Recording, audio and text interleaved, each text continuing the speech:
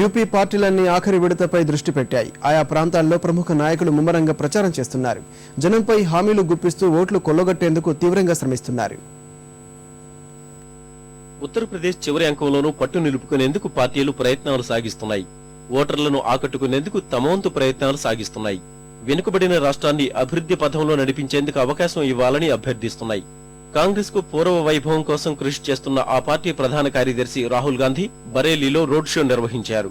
పెద్ద సంఖ్యలో కార్యకర్తలు ఆయన వెంట బైక్ ర్యాలీ నిర్వహించారు. राहुल गांधी के साथ सुप्रिया एरन है जो कांग्रेस के प्रत्याशी हैं, वो राहुल गांधी से सीधे रूबरू हो रही है। राहुल गांधी के साथ जनता से रूबरू हो रही है, जनता से मुलाकात कर रही है।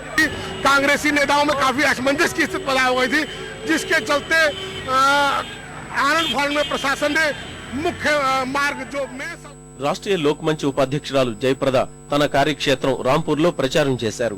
సమాజ్వాదీపై విరుచుకుపడిన ఆమె మహిళల పట్ల ఆ పార్టీ తీరును తప్పుబట్టారు. కించపరిచేలా మాట్లాడుతున్నారంటూ ప్రచార సభలోనే కన్నీళ్ల పర్యంతమయ్యారు. అటు భాజపా తరఫున సినీ నటుడు శత్రుఘ్న సిన్హా మొరాదాబాద్ లో ప్రచారం నిర్వహించారు. అన్ని వర్గాల ఉన్నత లక్ష్యంగా పనిచేసే భాజపాకు అవకాశం ఇవ్వాలని ఓటర్లను అభ్యర్థించారు.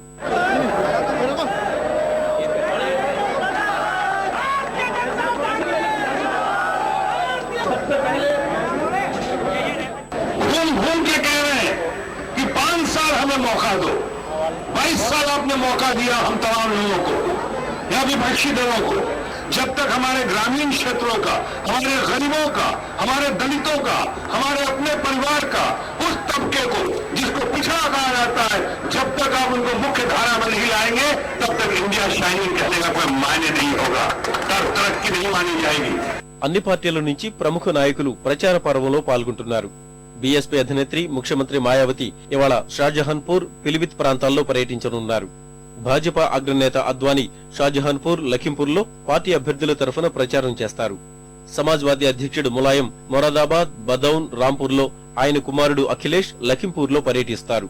వీరితో పాటు అన్ని పార్టీల నుంచి ప్రముఖ నాయకులు వివిధ ప్రాంతాల్లో ప్రచార భేరి మోగిస్తారు.